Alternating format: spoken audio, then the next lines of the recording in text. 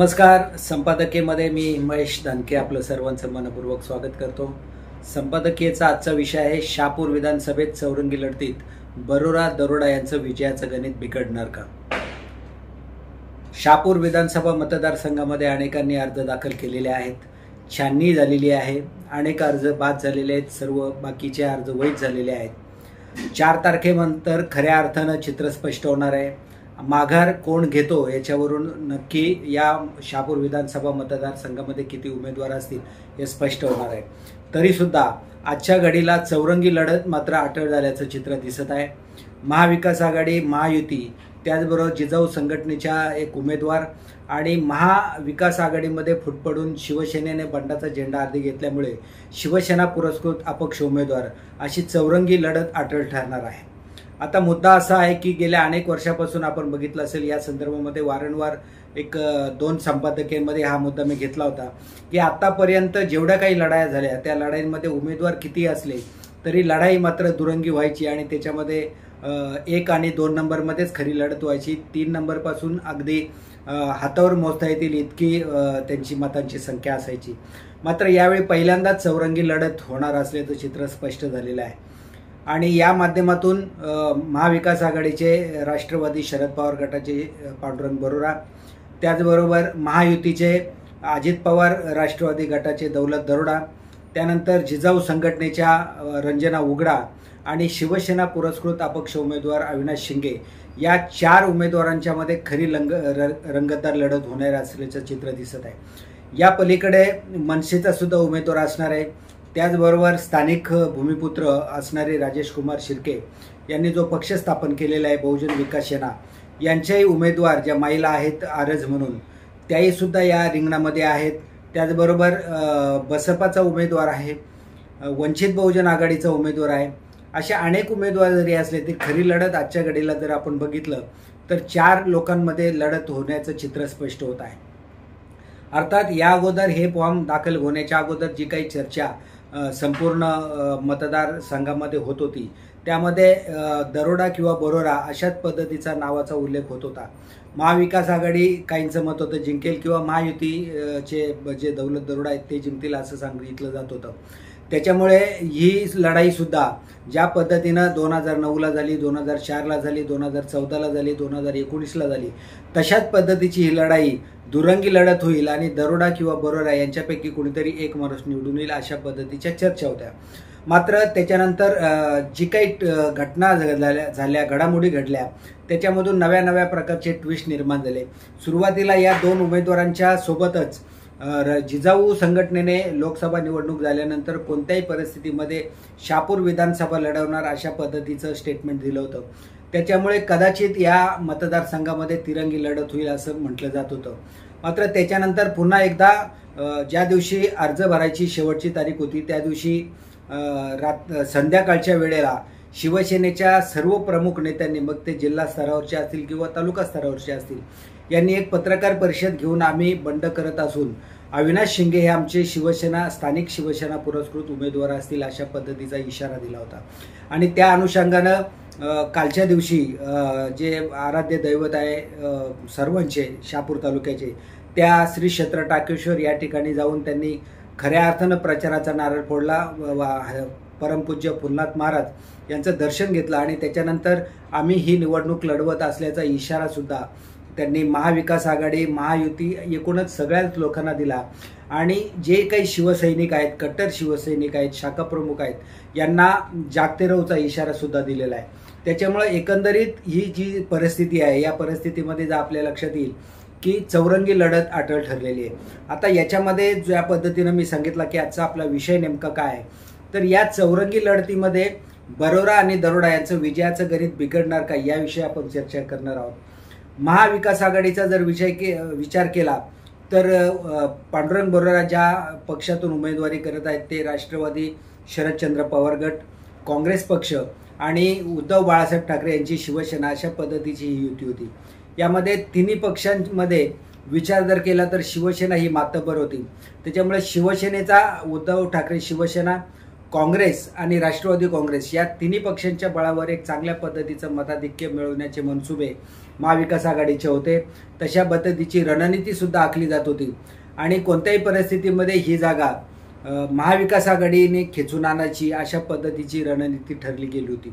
मात्र त्याच्यानंतर जो काही सगळ्या ज्या घडामोडी झाल्या त्या घडामोडीचा विचार जर केला तर एक सगळ्यात मोठी धोकादायक घटना जी घडलेली आहे ती म्हणजे शिवसेनेनं केलेलं बंड.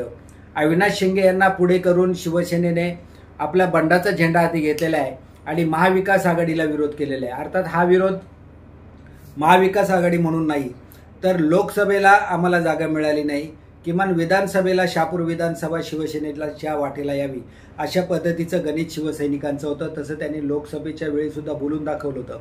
मात्र नैसर्गिक नियम जो महाविकास आघाडी किंवा महायुतीचा होता त्याच्यामध्ये ज्या पक्षाने जी जागा जिंकलेली आहे त्या पक्षाला अशा पद्धतीचं नैसर्गिक गणित असल्यामुळे ही जागा आपोआप राष्ट्रवादी शरदचंद्र पवार गटाला गेली, कारण मागच्या वेळी राष्ट्रवादीने ही जागा जिंकली होती. त्याच्यामुळे ती जागा आणि विशेष म्हणजे पांडुरंग बरोरा यांनी शिवसेनेतून ज्यावेळी राष्ट्रवादी काँग्रेसमध्ये प्रवेश केला त्यावेळी त्यांनी हा शब्द घेतला होता की मला उमेदवारी हवी आहे आणि त्या दृष्टिकोनातूनच शरद पवारांनी त्यांना शब्द दिल्यामुळे ते राष्ट्रवादी काँग्रेसमध्ये पुन्हा त्यांनी घरवापशी गेली होती. त्याच्यामुळे या तीन पक्षांचा जर एकत्र जर विचार केला तर त्यांचं विजयाचं गणित अत्यंत सोपं आणि सहज सोपं अशा पद्धतीचं होतं. मात्र शिवसेना जर 100% शिवसेना जर बाहेर पडणार असेल तर मात्र महाविकास आघाडीचे उमेदवार पांडुरंग बरोरा यांना धोका आहे अशा पद्धतीची चर्चा मागच्या संपादकीयमध्ये सुद्धा केली होती.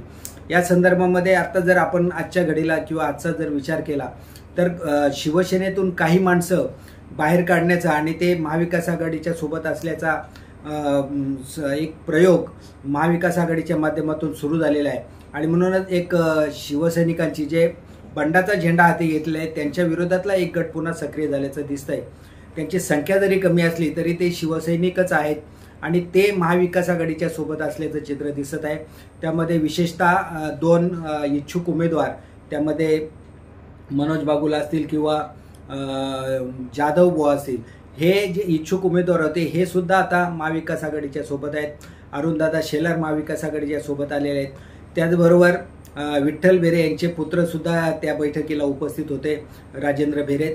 आणि विशेष म्हणजे शिवसेनेची आसनगाव शाखा ही सुद्धा महाविकास आघाडीच्या सोबत आहे. तर आम्ही मातोश्रीचे आदेश पाळून महाविकास आघाडीचं काम करणार असल्याचं त्यांनी सुतोवाच केलेलं आहे. ही संख्या जर मोठ्या प्रमाणामध्ये वाढली आणि शिवसेनेमध्ये जर फूट पडून शिवसेनेचा मोठा गट जर महाविकास आघाडी किंवा पांडुरंग बरोरा यांच्यासोबत गेला तर मात्र त्यांचं विजयाचं गणित सोपं होऊ शकतं. मात्र सद्यस्थितीमध्ये ही मंडळी जरी महाविकास आघाडीच्या सोबत गेली असली तरी फार मोठा गट हा महाविकास आघाडीच्या विरोधात आहे. बंडाचा झेंडा त्यांनी हाती घेतलेला आहे आणि अविनाश शिंदेच्या सोबत प्रचार करून हा शिवसेनेचा उमेदवार आहे अशा पद्धतीची रणनीती त्यांनी आखलेली आहे. त्याच्यामुळे पांडुरंग बरोरा यांचं विजयाचं गणित बिघडते की काय अशी शंका निर्माण झाली आहे. दुसऱ्या बाजूला महायुतीचा जर विचार केला तर फॉर्म भरण्याच्या अगोदर भारतीय जनता पार्टी असेल किंवा शिंदे गट यांनी प्रखरपणे दौलत दरोडा यांना विरोध केला होता. मात्र फॉर्म भरताना या दोन्ही पक्षाची मंडळी त्या ठिकाणी फॉर्म भरताना दिसली. त्याच्यामुळे त्यांचा कदाचित विरोध मावळला अशा पद्धतीची भूमिका दिसत होती. मात्र दबक्या आवाजामध्ये जर आपण चर्चा जर ऐकली तर त्याच्यामध्ये भारतीय जनता पार्टी सुद्धा नाराज असल्याचं दिसतंय आणि शिंदे गट सुद्धा पाहिजे त्या पद्धतीनं दौलत दरोडा यांना मदत करील असं काही चित्र दिसत नाही. दुसरी महत्त्वाची गोष्ट म्हणजे रंजना उघडा जिजाऊमधून उभ्या असल्या तरी रंजना उघडा या भारतीय जनता पार्टीच्या आणि विशेषतः कपिल पाटील यांच्या कट्टर समर्थक आहेत. त्याच्यामुळे रंजना उघडा या जिजाऊच्या उमेदवार असल्या तरी भाजप पुरस्कृतच आहेत अशाही पद्धतीचा छुपा आवाज या ठिकाणी दिसतोय. आणि त्यात महत्त्वाचं म्हणजे रंजना उघडा यांना महायुतीमधून भाजपला उमेदवारी मिळाली नाही. त्याच्यामुळे कपिल पाटलांनीच त्यांना या ठिकाणी जिजाऊची उमेदवारी घेण्यासाठी पाठवलं आहे अशाही पद्धतीची चर्चा आहे. अर्थात ही चर्चा खरी खोटी हे आणखीन काही कालावधीमध्ये आपल्याला स्पष्ट होणार आहे. मात्र जिजाऊच्या माध्यमातून जर भारतीय जनता पार्टीची मतं ही रंजना उघडा जर यांना गेली तर महायुतीचं दौलत दरोडा यांचंही सुद्धा विजयाचं गणित बिघडण्याची शक्यता आहे. त्याचबरोबर शिंदे शिवसेना जी आहे ती शिवसेना किती पद्धतीनं दौलत दरोडा यांच्या सोबत राहते हाही एक मुद्दा महत्त्वाचा आहे. त्यांची ताकद ही उद्धव ठाकरे गटापेक्षा कमी जरी असली तरी अनेक मातब्बर नेते हे जे शिवसेनेच्या शिंदे गटामध्ये आहेत आणि त्यांनी जर ताकदीनं या ठिकाणी दौलत दोरडा यांचा प्रचार केला तर त्याचं विजयाचं गणित सोपं होऊ शकतं. मात्र त्यांनीही रंजना उघडा यांच्यासोबत जर छुपी मिळवणी केली किंवा महाविकास आघाडीच्या दौलत दोरडा यांच्या पाठीशी राहण्याचा पसंत केलं आतून का होईना, तर मात्र दौलत दोरडा यांचं गणितसुद्धा बिघडू शकतं. त्याच्यामुळे एकूणच जर विचार केला तर चौरंगी लढतीमध्ये नेमकं कोणाचं पारडं आज जड आहे हे सांगणं मुश्किल ठरलेलं आहे. मात्र हे तितकंच खरं आहे की या चौरंगी लढतीमध्ये विजयाचं गणित जे आहे ते अजित पवार गटाचे दौलत दोरडा असतील किंवा महाविकास आघाडीचे पांडुरंग बरोरा असतील, या दोघांचंही गणित बिघडवण्याचं काम या दोन उमेदवारांनी केलेलं आहे. अर्थात अजून बरेच दिवस निवडणुकीला आहेत. या निवडणुकीचा कालावधी म्हटला की आपल्या सर्वांना माहिती आहे की अगदी तासाला गणित बदलत असतं, बिघडत असतं, घडत असतं. त्याच्यामुळं नेमका या आणखीन येणाऱ्या दिवसामध्ये कशा पद्धतीचं चित्र बदलेल. आणखीन महत्त्वाची म्हणजे गोष्ट म्हणजे 4 तारखेपर्यंत अर्ज माघार घेण्याची मुदत आहे. यामध्ये काही लोकांनी जर अर्ज माघार घेताना आम्ही कोणाला पाठिंबा देत आहोत हे जर स्पष्ट केलं तर कदाचित विजयाचं गणित जे आपण म्हणतो की महाविकास आघाडीचं किंवा महायुतीचं बिघडलेलं आहे त्याच्यामध्ये एक पॉझिटिव्हपणा त्याच्यामध्ये येऊ शकतो आणि सकारात्मक दृष्टिकोन किंवा मताधिक्य वाढण्याची शक्यता आहे. अर्थात ते कोणाला आणि माघार घेतात, कोणाला पाठिंबा देतात हे त्यावेळी आपल्याला लक्षात येणार आहे. मात्र आजच्या विषयामध्ये हे मात्र स्पष्ट झालेलं आहे की या चौरंगी लढतीमध्ये जे अत्यंत सोप्या पद्धतीचं गणित वाटत होतं महाविकास आघाडीला किंवा महायुतीला, तर ते राजकीय तज्ज्ञांचं मत सुद्धा या ठिकाणी फसल्याचं दिसतंय. चौरंगी लढत अटळ झालेली आहे आणि या लढतीमध्ये आजच्या घडीला म्हणजे आज जर आपण विचार केला तर मात्र नेमका विजय कोणाचा होईल हे सांगणं आज मात्र कठीण ठरलेलं आहे.